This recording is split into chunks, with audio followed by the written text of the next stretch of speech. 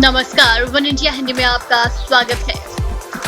अमिताभ बच्चन और आयुष्मान खुराना की अगले हफ्ते रिलीज होने वाली फिल्म गुलाब और सिताबों की कहानी को लेकर मचे विवाद में screen writers association Cinestaan script contestant के आयोजक और फिल्म गुलाब और सिताबों के निर्माता ने लेखक जूही चतुर्वेदी को क्लीन चिट दे दी है।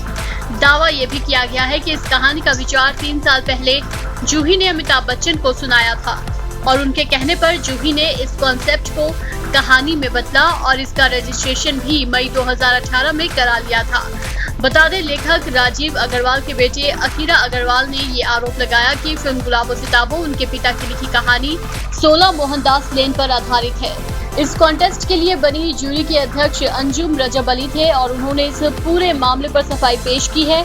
अंजुम रजब अली ने इस बात का संज्ञान लेते हुए कि फिल्म गुलाब और सिताबों के लिए राजीव अग्रवाल की कहानी 16 मोहनदास लेन को चुराने का आरोप जूही चतुर्वेदी पर लगाया है, तो वो कहते हैं कि 16 मोहनदास लेन नाम की कहानी सिनेस्तान इंडिया से स्टोरी टेलर स्क्रिप्ट कॉन्टेस्ट का हिस्सा थी, लेकिन इस कॉन्टेस्ट को जूरी तक केवल अंतिम 8 कहानियां ही पहुंची और राजीव अग्रवाल की कहानी इन अंतिम 8 में नहीं थी।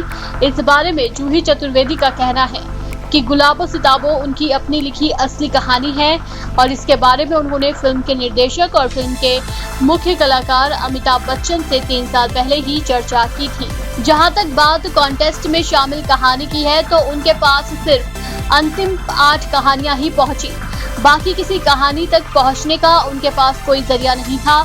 ये विवाद स्क्रीन राइटर्स एसोसिएशन के पास पिछले महीने ही आया था और एसोसिएशन का फैसला भी जूही के पक्ष में ही है।